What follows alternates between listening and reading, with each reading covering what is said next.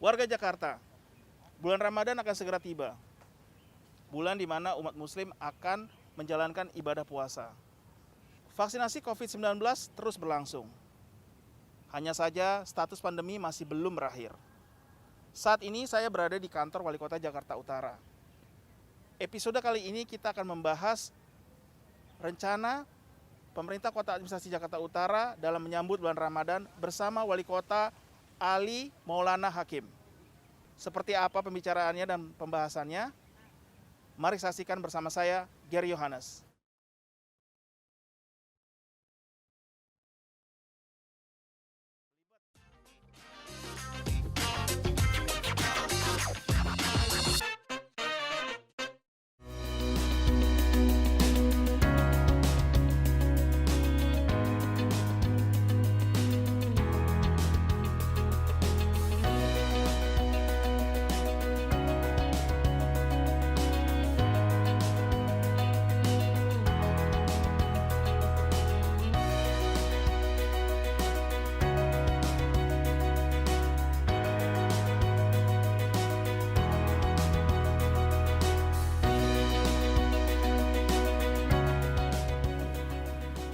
Assalamualaikum Pak Wali, apa kabar Pak?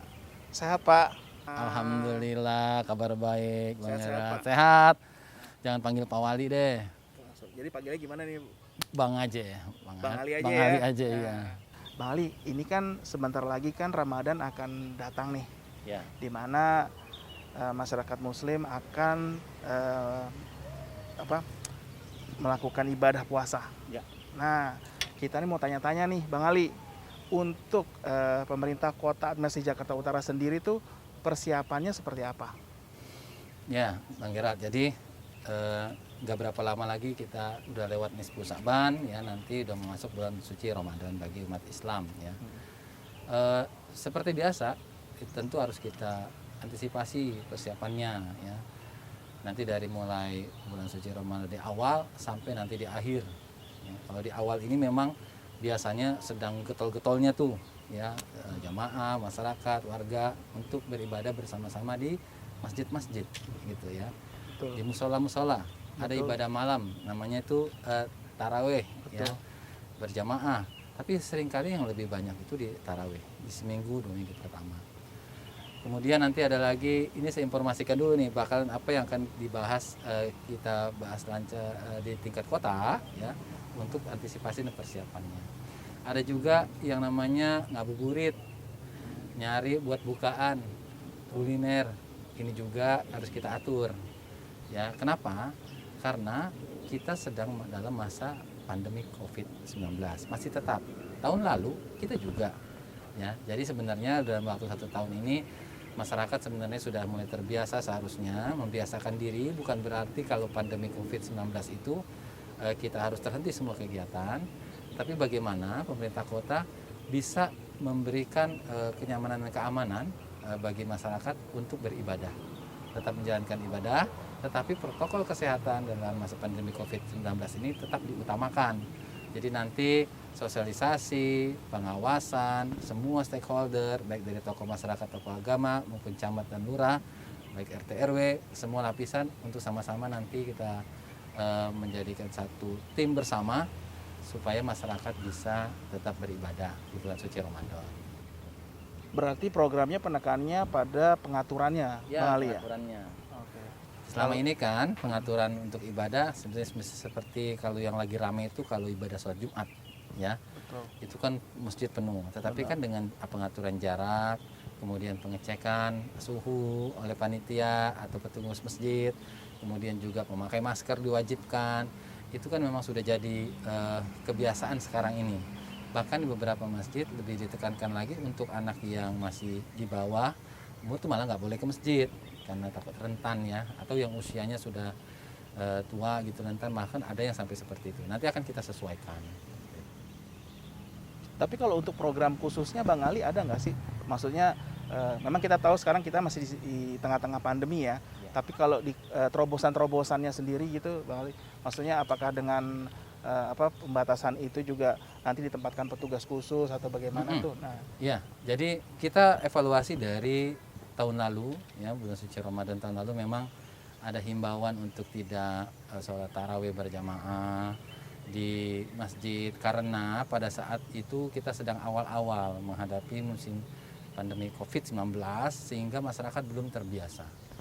Suatu hal yang aneh dan masih kagok untuk dilakukan, misalnya harus memakai masker, menjaga jarak yang biasanya sholat harus rapat, harus dijaga jarak. Nah, tetapi berangsur waktu setelah 1 tahun ini masyarakat sudah mulai terbiasa dengan protokol ini. Jadi program khusus kita memang kita sudah merapatkan dengan stakeholder kita, Forkopimko maupun sampai 3 pilar di kelurahan dan kecamatan, itu bagaimana mensosialisasikan, dan tadi saya bilang justru masyarakat sendiri nanti sebagai pengawasnya, misalnya di pengurus musola atau pengurus masjid yang sudah kita informasikan bagaimana protokol kesehatan berjalan pada saat masa ibadah. Nanti mereka sendiri akan melaksanakan ini. Tentu pengawasan tetap kita lakukan secara bersama. Ya. Apabila nanti ada hal-hal yang kurang bisa lepas kontrol dalam pelaksanaan, masjid yang overload, kita akan alihkan ke musola atau yang lain untuk supaya bisa tetap pengajian atau sholat ibadah tarawih ini tetap terlaksana. Tetap dihimbau bahwa kerumunan atau dalam pelaksanaan ibadah ini protokol kesehatan tetap diutamakan. Jadi kalau memang nanti ada masjid yang memang tidak bisa mengakomodir jumlah jamaahnya, ya kita harap himbau untuk yang mungkin yang usia rentan, anak-anak tetap di rumah dengan orang tuanya. Karena kan sholat tarawih itu sebenarnya sholat sunnah gitu.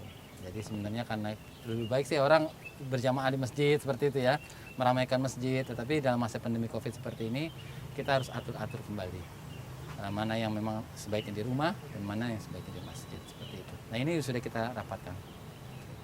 Nah, berarti kita udah tahu ya Pak, langkah-langkah antisipasinya seperti apa. Ya. Kemudian masyarakat juga sudah mulai terbiasa dengan tahun lalu Pak. Nah, selama masa Ramadan nih, ini kan ada kebiasaan-kebiasaan yang sudah jadi budaya Bang Ali. Ya. Mulai dari sahur. Ya. Ada yang kegiatan seperti contohnya anak-anak muda mulai kumpul-kumpul tuh. Ya. Nah, saya boleh tahu nggak sih Bang Ali langkah-langkah antisipatif apa dari pemerintah Kota Administrasi Jakarta Utara itu untuk mengantisipasi nih supaya anak-anak muda setelah sahur tuh ada nih Pak kebiasaan mereka kumpul atau apa. Ya. Nah, itu yang untuk sahurnya dulu Pak. Seperti apa sih Pak? Boleh terangkan nggak sih Pak? Nah, ini kita antisipasi antara lain nanti kalau untuk membangunkan cukup nanti melalui pengeras suara dari masjid dan musola terdekat. Jadi tidak perlu untuk masyarakat itu anak-anak remaja itu muter-muter, tetapi saling bergantian saja di pengeras suara di setiap tempat ibadah. Kemudian habis sahur juga sebaiknya itu memang berkegiatan di dalam tempat ibadah di masjid atau musola ya. Nanti mungkin guru-guru ngaji itu kita minta supaya mereka mengadakan satu kegiatan supaya mereka juga diisi dengan kegiatan yang positif dalam bulan suci Ramadan. Jadi tidak berkumpul, berjalan kemana-mana seperti itu. Berarti kalau untuk yang setelah sahurnya kegiatan akan ditingkatkan lagi Pak ya? Ya. Pertama juga untuk membangunkan sahur cukup di tempat-tempat ibadah saja, tempat-tempat ibadah saja. Dan anak-anak mudanya atau masyarakatnya nggak terlalu harus berkeliling. Ya. Kemudian kedua untuk yang ngabuburit nih Pak. Nah ini yang memang sudah jadi budaya juga nih Pak. Ya. Biasanya muncul nih Pak tempat-tempat lokasi-lokasi tempat orang berjualan takjil dadakan. Ya. Saya dengar kebijakan Kota Administrasi Jakarta sendiri punya kebijakan sendiri ya Pak. Ya. Boleh dijelaskan nggak sih? Ya jadi ngabuburit ini memang untuk nyari takjil.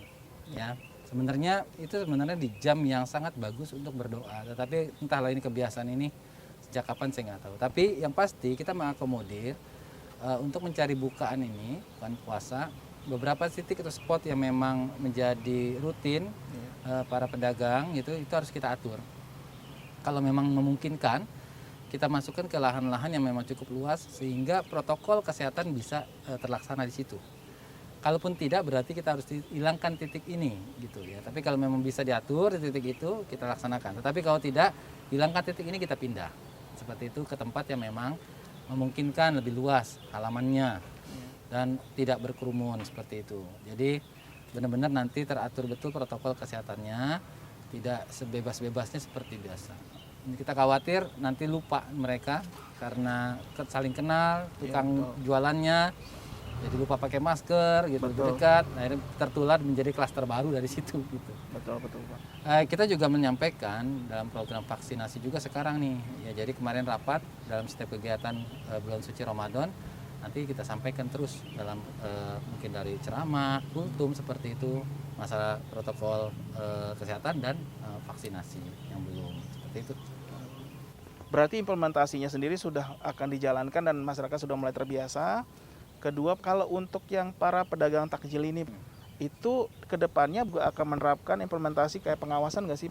Karena Ya. tahun lalu kan tetap dalam masa pandemi, Pemprov melalui dinas-dinas terkait tetap mengadakan survei kesehatannya seperti apa.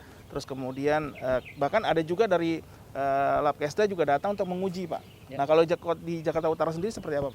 Tadi seperti saya sampaikan, kegiatan rutin yang wajib kita laksanakan gara-gara pandemi jangan terhenti gitu. Jadi tadi tetap kita protokol kesehatannya, karena jangan sampai yang harusnya gara-gara pandemi ini kita ketat terus tidak kita lakukan tuh pengawasan makanan tadi, nanti nggak kena COVID tapi malah kena penyakit yang lain gitu. Jadi tetap kita lakukan kepada pedagang yang sudah rutin di pasar, di Loksem, Lokbin, dan juga nanti pada lokasi-lokasi yang dadakan yang musiman ini.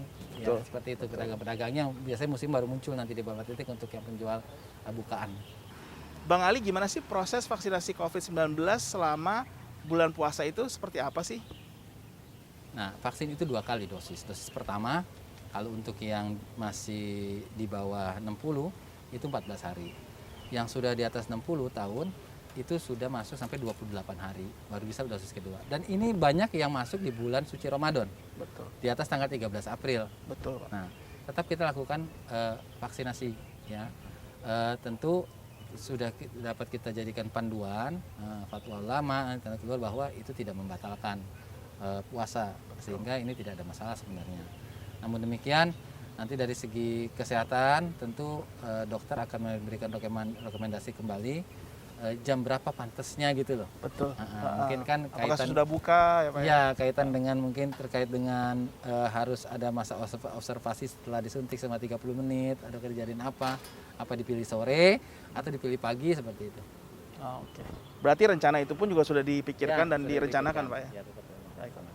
Terakhir, ada nggak sih pesan untuk supaya kita tetap menjaga kesehatan selama bulan Ramadan ini, Pak? Bulan suci Ramadan ini 1 bulan dalam 12 bulan yang kita sucikan, dan biasanya memang bulan inilah yang banyak berkah apabila kita ibadah, imbalannya berlipat-lipat. Sehingga saya berharap kepada seluruh masyarakat Jakarta Utara khususnya, lakukan ibadah dengan baik dan maksimal ya. Ajak semua keluarga, dan inilah kesempatan beribadah bersama-sama keluarga. Utamakan kegiatan di rumah. Dan untuk protokol kesehatan, kemudian vaksin, mencegah penularan, itu sebenarnya mendapat nilai-nilai amal ibadah yang tentu dibalas berlipat ganda. Saya kira juga mengajak orang juga demikian. Jadi di bulan suci Ramadan inilah kita manfaatkan momentum untuk kita betul-betul memutus rantai penyebaran penularan COVID, dan betul-betul kita lawan supaya kita semua bergerak dan terbebas dari pandemi COVID-19. Gitu. Bang Ali, saya ngucapin terima kasih untuk waktunya, untuk Thanks, ngobrol-ngobrol di tengah hari ini juga. Mudah-mudahan apa yang kita bincangkan ini dapat menjadi manfaat buat masyarakat, Pak. Yes, Iya. sama-sama. Terima kasih, Bang Ali. Waktunya terima kasih. Assalamualaikum warahmatullahi wabarakatuh. Waalaikumsalam.